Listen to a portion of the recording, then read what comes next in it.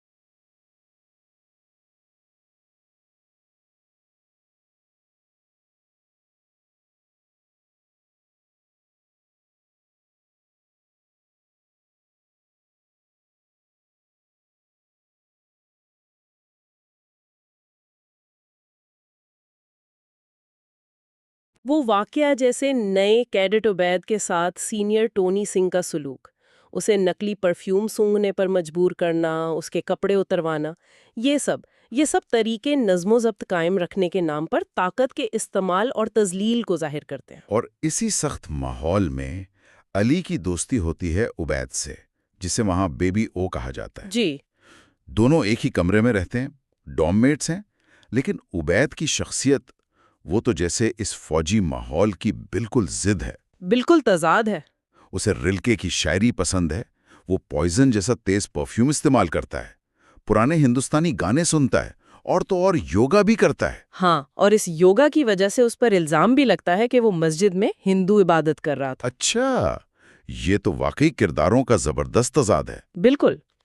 عبید کا کردار اس یکسانیت والے فوجی ماحول میں ایک رنگ بھرتا ہے، لیکن شاید یہی چیز اس کی کمزوری بھی بن جاتی ہے۔ اور ان دونوں کا، علی اور عبید کا، اکیڈمی میں ایک مشترکہ عرفی نام بھی پڑ جاتا ہے، فورٹ بریگ کی کتیاں۔ اچھا، یہ کیوں؟ شاید اس لیے کہ ان کی امریکی انسٹرکٹر بینن سے کچھ زیادہ قربت سمجھی جاتی تھی، تو یہ عرفی نام بھی ایک طرح سے ان کے الگ تھلگ ہونے اور دوسروں کی نظروں میں ان کی کیا حیثیت ہے اس طرف اشارہ کرتا ہے۔ پھر کہانی میں ایک اہم موڑ آتا ہے۔ عبید جو ہے وہ بغیر بتائے غائب ہو جاتا ہے، AWL جس کو کہتے ہیں، ایبسنٹ وداؤٹ لیو۔ جی۔ اور علی جو اس صبح ڈیوٹی آفیسر تھا، وہ ایک رسمی بیان دیتا ہے۔ اس بیان میں کئی تفصیلات ہیں، لیکن ایک بات خاص طور پر قابل ذکر ہے کہ اس نے عبید کی الماری سے اس کا تلوار کا سیش لیا تھا، کیونکہ اسے اپنا سیش نہیں مل رہا تھا۔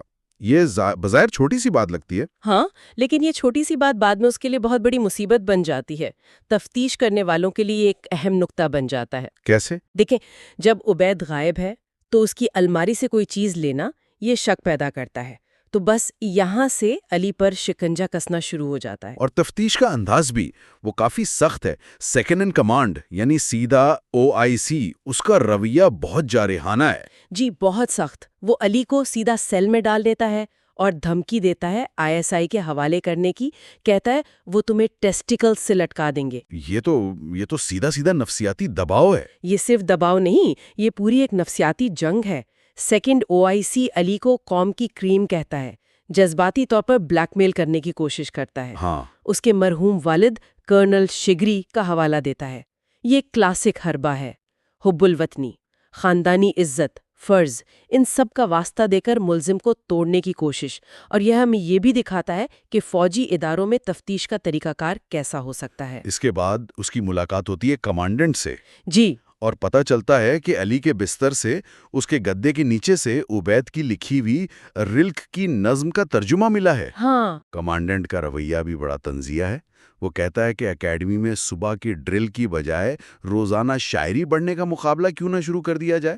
یہ طنز ہے یا کوئی دھمکی ہے؟ میرا خیال ہے یہ دونوں چیزیں ہیں۔ کمانڈنٹ ایک طرف تو نظم و ضبط پر زور دے رہا ہے، دوسری طرف وہ علی کی یا اس کے دوست کی جو غیر فوجی دلچسپیاں ہیں ان کا مذاق بھی اڑا رہا ہے۔ اور پھر جب وہ علی کے والد کا ذکر کرتا ہے تو اقتباس ہمیں بتاتا ہے کہ علی کو فوراً اپنے والد کی موت کا وہ منظر یاد آ جاتا ہے، پنکھے سے لٹکا ہوا۔ یہ بار بار کا حوالہ اس بات کو اور پختہ کرتا ہے کہ کرنل شگری کی موت کا معمہ علی کے کردار کا ایک مرکزی نقطہ ہے۔ تو تفتیش کا یہ مرحلہ علی کو ایک اور کہیں زیادہ تاریک جگہ پر لے جاتا ہے، لاہور کا شاہی قلعہ۔ جی، شاہی قلعہ، جس کی ایک اپنی تاریخ ہے، جو سیاسی قیدیوں کے لیے ایک بدنام زمانہ جگہ سمجھا جاتا رہا ہے، اسے وہاں ایک مکمل اندھیری بدبودار کوٹھڑی میں ڈال دیا جاتا ہے۔ یہ تو جیسے ایک زندہ قبر کا ماحول ہے۔ بالکل۔ اور شاہی قلعے کا انتخاب بھی میرا خیال ہے مصنف نے یوں ہی نہیں کیا۔ وہ اس مقام کی تاریخی اہمیت اور اس سے جڑی ہوئی جو خوف کی علامت ہے اسے استعمال کر رہا ہے۔ یہ صرف جسمانی قید نہیں، یہ نفسیاتی طور پر توڑنے کی جگہ ہے۔ اور یہاں ایک اور پراسرار کردار سامنے آتا ہے، میجر کیانی۔ میجر کیانی، جی۔ بتایا جاتا ہے کہ اس کا تعلق ISI سے ہے، ہمیشہ سویلین کپڑوں میں رہتا ہے، اور یہ وہی شخص ہے جو کرنل شگری کی موت کے بعد قانونی کارروائی مکمل کروانے آیا تھا۔ ہاں، یہ تعلق اہم ہے۔ اب وہی علی کو قلعے تک پہنچاتا ہے اور راستے میں کار میں اس سے موسیقی کا انتخاب پوچھتا ہے، آشا یا لتا، یہ کیسا کردار ہے؟ کیانی جیسے کردار وہ ریاستی مشینری کے ان پرزوں کی نمائندگی کرتے ہیں جو نظر نہیں آتے لیکن بہت طاقتور ہوتے ہیں۔ اچھا، ان کا وہ جو غیر رسمی سا انداز ہے، عام سی گفتگو، وہ دراصل ان کے کنٹرول اور صورتحال پر ان کی گرفت کو ظاہر کرتا ہے۔ یہ کردار طاقت کے کھیل اور ریاست کے اندر چلنے والی جو خفیہ کارروائیاں ہیں ان کی علامت ہے۔ وہ عام سی باتوں میں بھی گہرے معنی چھپا سکتا ہے۔ قلعے میں علی کے ساتھ ایک عجیب سلسلہ شروع ہوتا ہے۔ ایک ڈاکٹر آتا ہے، غالباً کوئی نفسیاتی ماہر ہے۔ جی، وہ اس سے کچھ سوال نامے بھرواتا ہے اور کچھ مبہم سی تصویریں دکھا کر پوچھتا ہے کہ ان کا کیا مطلب ہے۔ مثلاً لومڑی کا کٹا ہوا سر، کوئی چمگادڑ، فوجی بوٹ، یہ کیا ہے؟ کوئی ٹیسٹ ہے یا کچھ اور؟ اس کا مقصد واضح نہیں کیا جاتا، اور میرا خیال ہے یہی اس کی طاقت ہے۔ کیا یہ واقعی علی کی ذہنی حالت جانچنے کی کوشش ہے، یا یہ بھی تفتیش کا ایک آپ کہنے جدید نفسیاتی طریقہ ہے تاکہ اسے الجھایا جائے، دباؤ ڈالا جائے اور کچھ اگلوا لیا جائے؟ یہ جو ابہام ہے یہ صورتحال کی پراسراریت اور علی کی بے بسی کو اور گہرا کر دیتا ہے۔ اسی قید تنہائی میں ایک بالکل غیر متوقع واقعہ ہوتا ہے۔ علی کو دیوار میں ایک ڈھیلی اینٹ ملتی ہے، جس کے ذریعے وہ برابر والی کوٹری کے قیدی سے رابطہ کر لیتا ہے۔ وہ قیدی خود کو آل پاکستان سویپرز یونین کا سیکریٹری جنرل بتاتا ہے۔ جی، ان کے درمیان اینٹ کے ذریعے جو بات چیت ہوتی ہے وہ بڑی دلچسپ ہے۔ ماؤازم بمقابلہ ملاازم پر بحث، حکومت پر تنقید اور کافی مذاق بھی ہے اس میں۔ یہ مکالمہ محمد حنیف کے طنزیہ انداز کی بہترین مثال ہے۔ دیکھیں، ایک طرف قید تنہائی کی وہ شدید اذیت ہے، دوسری طرف یہ تقریباً مذاقہ خیز سا رابطہ اور نظریاتی بحثیں۔ یہ نہ صرف قید کے ماحول کی وہ جو ایبسرڈٹی ہے اس کو اجاگر کرتا ہے، بلکہ پاکستان کے اس وقت کے نظریاتی انتشار اور مختلف گروہوں پر بھی ایک بہت لطیف سی تنقید ہے۔ اب اگر ہم کہانی کے دوسرے مرکزی محور کی طرف آئیں، یعنی جنرل ضیاء الحق، تو ناول میں ان کی تصویر کشی بھی کمال کی ہے۔ جی، بہت دلچسپ ہے۔ ان کا روزمرہ کا معمول دکھایا گیا ہے۔ سیکیورٹی کے بارے میں شدید خدشات۔ وہ اپنے security chief brigadier T M سے روز پوچھتے ہیں کون مجھے مارنا چاہتا ہے۔ ہاں، یہ بے چینی اور اس کے ساتھ ہی ان کا شدید مذہبی رجحان بھی بہت نمایاں ہے۔ قرآن کا انگریزی ترجمہ پڑھنا، نمازوں کی پابندی، ہر میٹنگ میں تلاوت پر اصرار کرنا، ہر بات میں اللہ کا نام لینا، یہ تضاد نہیں لگتا؟ یہ تضاد ہی تو اس کردار کی آپ کہہ لیں حقیقت پسندی کو بڑھاتا ہے۔ ایک فوجی عامر جو طاقت کے ذریعے اقتدار میں آیا، اس کا بے وقت اتنا محتاط، اتنا شکی اور اتنا مذہبی ہونا۔ ناول اس تضاد کو بہت باریکی سے دکھاتا ہے، اور یہ بھی ظاہر کرتا ہے کہ کیسے مذہب کو طاقت کے استحکام کے لیے اور شاید عوامی قبولیت حاصل کرنے کے لیے استعمال کیا جا سکتا ہے۔ ان کا اپنے جرنیلوں پر اثر و رسوخ اور بین الاقوامی سطح پر خاص طور پر امریکی سفیر آرنلڈ رافل اور CIA چیف بل کیسی کے ساتھ تعلقات، یہ سب اسی پیچیدہ تصویر کا حصہ ہیں۔ بل کیسی کے پاکستان کے خفیہ دورے کا بھی ذکر ہے۔ جی ہاں، تفصیلات دی گئی ہیں، جہاز کے خفیہ آمد، جنرل اختر کا استقبال، لیموزین میں ان کی گفتگو۔ پس منظر میں افغان جنگ زوروں پر ہے، جہاں پاکستان اور امریکہ اتحادی ہیں۔ یہ سب جیسے عالمی شطرنج کی بساط پر مہریں لگتے ہیں۔ بالکل، وہ دور ہی ایسا تھا۔ سرد جنگ کا عروج تھا، افغانستان ایک میدان جنگ بنا ہوا تھا۔ ناول اس بین الاقوامی سازشوں اور وہ جو خفیہ ڈپلومیسی کا ماحول تھا، اسے کہانی کے تانے بانے میں بڑی خوبصورتی سے بھونتا ہے۔ اور اسی ماحول میں پھر سازش کے اشارے بھی ملتے ہیں۔ جی، کئی جگہوں پر۔ خاص طور پر جنرل اختر کا کردار، اس کی وہ پر اسرار خاموشی، ضیاء کے ساتھ اس کے تعلقات میں جو بظاہر ایک تناؤ محسوس ہوتا ہے، بلکیسی کے ساتھ اس کی الگ ملاقاتیں۔ ہاں، وہ ملاقاتیں اہم ہیں۔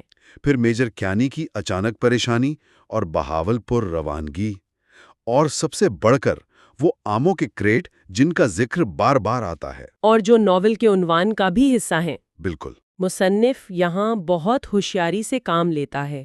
وہ مختلف کرداروں، واقعات اور اشاروں کے ذریعے ایک ممکنہ سازش کا جال سا بنتا ہے۔ کیا یہ ISI تھی؟ کیا فوج کے اندر کوئی اور دھڑا تھا؟ کیا یہ امریکہ تھا یا کچھ اور؟ لیکن وہ کسی ایک نظریے کی حتمی طور پر تصدیق نہیں کرتا۔ یہ جو ابہام ہے، یہ قاری کو خود سوچنے اور کڑیاں ملانے پر مجبور کرتا ہے، اور میرا خیال ہے یہی اس ناول کی بڑی خوبی ہے۔ اور پھر آتا ہے وہ حادثہ، پاک 1 طیارے کا گرنا۔ اقتباسات میں اس کی جو تفصیلات بیان کی گئی ہیں وہ تو لرزا دینے والی ہیں۔ جی، بہت گرافک ہیں۔